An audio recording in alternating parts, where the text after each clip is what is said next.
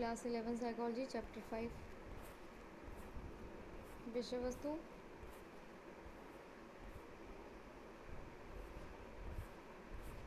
परिचय। जगत का ज्ञान। हम जिस जगत में रहते हैं वस्तुओं, लोगों एवं घटनाओं की विविधता से पूर्ण है। आप जिस कक्षा में बैठे हैं उनको देखिए, आपको आसपास बहुत सी चीज़ें दिखाई देंगी। उदाहरण के लिए आप अपनी मेज, कुर्सी, अपनी पुस्तक, अपना बैग, अपनी घड़ी दीवार पर टांगे चित्र तथा अन्य बहुत सी चीज़ें देख सकते हैं जिनकी आकृति, आकार तथा रंग भी अलग अलग होंगे। यदि आप अपने घर के दूसरे कक्ष में जाएं तो आप बहुत सी नई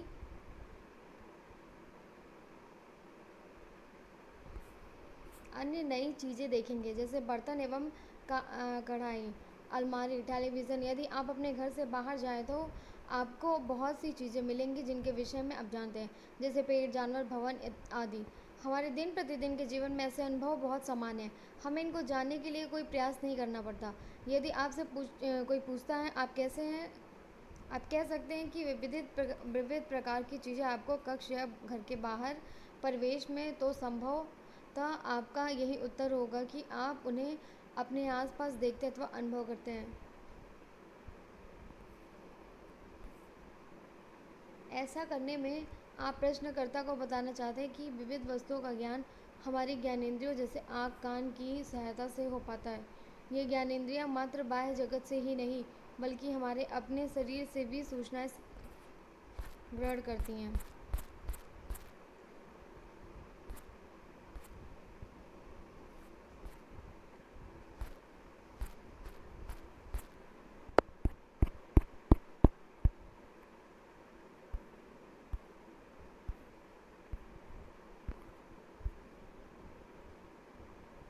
हमारी ज्ञानेंद्रियों द्वारा संग्रहित सूचनाएं ही हमारे समस्त ज्ञान का आधार बनती हैं।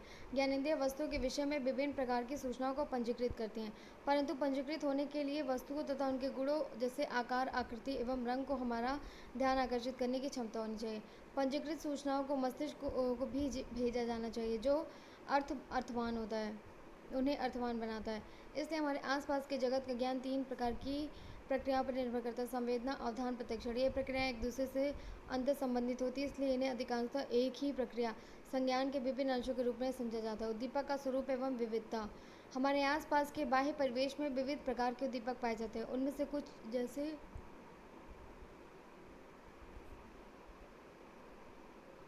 घर देखे जा सकते हैं, जबकि कुछ जैसे संगीत मात्र सुने जा सकते हैं। बहुत से अन्य उद्दीपक भी होते हैं जिन्हें हम सूंघ सकते हैं, जैसे फूल की सुगंध अथवा उनका स्वाद ग्रहण कर सकते हैं, जैसे मिठाई।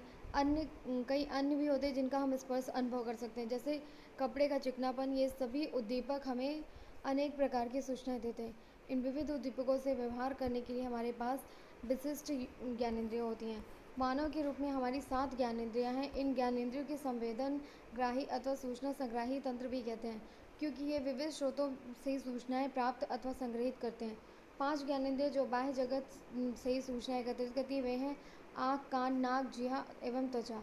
जहाँ हमारी आँखें मुख्यतः दृष्टि के लिए उत्तरदायी है, वहीं कान श्रवण, नाक घ्राण, जिह्वा स्वाद तथा त्वचा स्पर्श, गर्मी, ठंडक और पीड़ा के अनुभव के लिए उत्तरदायी है। गर्मी, ठंडक तथा पीड़ा के विशिष्ट ग्राही हमारी त्वचा के अंदर पाए जाते हैं। इन 5 बाह्य ज्ञानेंद्रियों के अतिरिक्त हमारे पास 2 अन्य इंद्रियाँ भी होती हैं: गति संवेदी एवं प्रगाढ़ तंत्र। ये हमारे शरीर की स्थिति तथा एक दूसरे संबंधित शरीर के अंगों की गति के विषय में सूचनाएं देती हैं। इन 7 ज्ञानेंद्रियों की सहायता से हम विभिन्न प्रकार के 10 उद्दीपकों को उनकी विशेषताओं के साथ पंजीकृत करते हैं। उदाहरण के लिए आप ध्यान दे सकते हैं कि प्रकाश द्युतिमान है अथवा धुंधला है, पीला है, लाल है अथवा हरा है।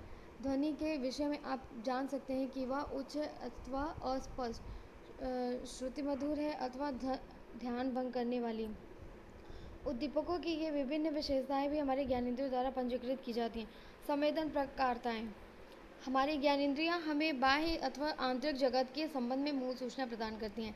किसी विशेष ज्ञानेंद्रिय द्वारा पंजीकृत किसी उद्दीपक या वस्तु का प्रारंभिक अनुभव संवेदना कहलाता है। यह एक ऐसी प्रक्रिया है जिसके द्वारा हम अनैतिक भौतिक उद्दीपकों का पता लगाते हैं तथा उनका संकेतन करते हैं। संवेदना का संबंध उद्दीपक के गुणों जैसे कठोर, गर्म, तीव्र तथा नीला के तात्कालिक मूल अनुभव से होता है, जो एक ज्ञानेंद्रियों के समुचित उद्दीपन के परिणामस्वरूप प्राप्त होता है। अलग अलग ज्ञानेंद्रियाँ विविध प्रकार के उद्दीपकों से संबंधित होती हैं तथा विभिन्न उद्देश्यों की पूर्ति करती हैं। प्रत्येक ज्ञानेंद्रियों एक विशेष प्रकार की सूचना से संबंध स्थापित करने के लिए अति विशिष्ट होती हैं, अतः इनमें से प्रत्येक को एक संवेदन प्रकारता के रूप में जाना जाता है। ज्ञानेंद्रियों की प्रकार्यात्मक सीमाएं। इससे पहले कि हम ज्ञानेंद्रियों का वर्णन करें, यह जान लेना आवश्यक है कि हमारी ज्ञानेंद्रिय कुछ सीमाओं से कार्य करती हैं। उदाहरण, हमारी आंखें ऐसी चीज़ें नहीं देख सकती जो बहुत धुंधली अथवा बहुत द्युतिमान होती हैं। इसी प्रकार हमारे कान बहुत धीमी अथवा बहुत तीव्र ध्वनि नहीं सुन सकते। यही बात अन्य ज्ञानेंद्रियों के बारे में भी लागू होती है। मानव के रूप में हम उद्दीपन को के एक सीमित सीमा प्रसार के कार्य करते हैं। हमारे संवेदन ग्राही के ध्यान में आने की लिए उद्दीपक में इष्टतम तीव्रता अथवा परिमाण होना चाहिए। उद्दीपक एवं उनकी संवेदना के बीच के संबंधों का अध्ययन जिस विद्या शाखा में किया जाता है उसे मनोभौतिकी साइकोफिजिक्स कहते हैं। ध्यान में आने के लिए उद्दीपक का एक न्यूनतम मान अथवा वजन होना चाहिए। किसी विशेष संवेदी तंत्र को क्रियाशील करने के लिए जो न्यूनतम मूल्य अपेक्षित होता है उसे निरपेक्ष सीमा अथवा निरपेक्ष देहली एब्सोल्यूट थ्रेशोल्ड और एब्सोल्यूट लेमन एल कहते हैं। उदाहरण के लिए, यदि आप पानी के एक गिलास में चीनी का एक कण डालें तो हो सकता है कि आपको उस पानी में मिठास का अनुभव ना हो। एक कण और पानी मिलाने से भी हो सकता है स्वाद मीठा ना हो, लेकिन यदि आप एक एक कण डालते जाएं तो बिंदु ऐसा आएगा जब आप कहेंगे कि पानी अब मीठा हो गया है। चीनी के कणों की वह न्यूनतम संख्या जिससे हम पानी में मिठास का अनुभव करते हैं उसे मिठास की निरपेक्ष सीमा कहते हैं। ध्यातव्य है कि निरपेक्ष सीमा सीमित बिंदु नहीं होती बल्कि यह व्यक्तियों की आंगिक दशाओं एवं उनकी अभिप्रेरणात्मक स्थितियों के आधार पर विशेष रूप से सभी व्यक्तियों और परिस्थितियों में बदलती रहती है। इसलिए इसका मूल्यांकन हमें कई प्रयासों के आधार पर करना चाहिए। 50% अवसरों पर चीनी के कणों को जिस संख्या से चीनी में मिठास का अनुभव हो सकता है वह मिठास की निरपेक्ष सीमा होगी। यदि आप चीनी के और कणों को मिलाएं तो इसकी संभावना अधिक है कि पानी प्रायः मीठा हो बताया जाएगा, ना कि सादा। हमारे लिए जैसे सभी उद्दीपकों को जान पाना संभव नहीं होता, वैसे इस समस्त प्रकार के उद्दीपकों के मध्य अंतर कर पाना भी संभव नहीं होता। यह जानने के लिए कि दो उद्दीपक एक दूसरे से भिन्न हैं, उन उद्दीपकों के मन में एक न्यूनतम अंतर होना चाहिए। दो उद्दीपकों के मन में न्यूनतम अंतर जो उनकी अलग पहचान के लिए आवश्यक होता है को भेद सीमा अथवा भेद देली difference threshold difference limen DL कहते हैं। इसे समझने के लिए हम अपने चीनी पानी वाले प्रयोग को दोहरा सकते हैं। जैसा कि हमने देखा, चीनी के कुछ कणों को मिला देने के बाद से सादा पानी मीठा लगने लगता है। आइए इस मिठास को याद करें। अगला प्रश्न कि पानी में चीनी के कितने और कण मिलाने की आवश्यकता होगी जिससे मिठास के पिछले अनुभव से भिन्न अनुभव प्राप्त हो। चीनी का एकाएक कण पानी में डालें और प्रत्येक बार पानी का स्वाद चखें। कुछ कणों को मिलाने के बाद आप अनुभव करेंगे कि जब पानी की मिठास पूर्व मिठास से अधिक है, पानी में मिलाए गए चीनी के कणों की संख्या जिससे मिठास का अनुभव पूर्व में हुए मिठास के अनुभव की तुलना में 50% अवसरों पर भिन्न हो, तो उसे मिठास की भेद शैली कहेंगे। इस प्रकार भौतिक उद्दीपक में वह न्यूनतम परिवर्तन जो 50% प्रयासों में संवेदन भिन्नता कराने में सक्षम है उसे भेद सीमा कहते हैं। अब तक आप समझ गए होंगे कि विविध प्रकार के उद्दीपकों, उदाहरण के लिए चाक्षु श्रवण की निरपेक्ष देहली एवं भेद देहली को समझे बिना संवेदना को समझना संभव नहीं है, परंतु संवेदना को समझने के लिए इनको समझना ही पर्याप्त नहीं है। संवेदी प्रक्रियाएं केवल उद्दीपकों की विशेषताओं पर ही निर्भर नहीं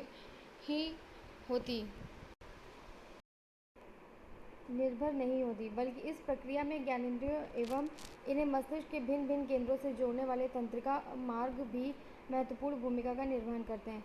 एक ज्ञानेंद्रिय उद्दीपक ग्रहण करती है तथा विद्युत आवेग के रूप में उसका संकेतन करती है।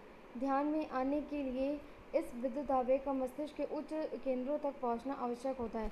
ग्राही अंग दूसरे तंत्रिका मार्ग या संबंधित मस्तिष्क के क्षेत्र में किसी भी प्रकार का संरचना या प्रक्रियात्मक दोष या क्षति संवेदना के आंशिक अथवा पूर्ण लोप का कारण बन सकता है। चाक्षुष संवेदना समस्त संवेदन प्रकारताओं में मानव की दृष्टि सर्वाधिक विकसित होती है।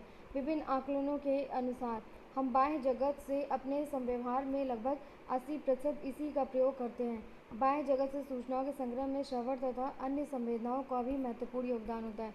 हम दृष्टि तथा श्रवण संवेदना का कुछ विस्तार से चर्चा करेंगे। अन्य संवेदनाओं की मुख्य विशेषताएं बॉक्स में दी गई हैं।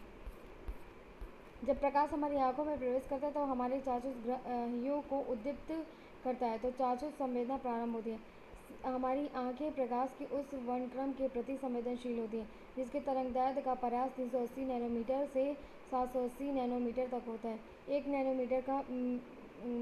मीटर का 1 अरबवां भाग होता है।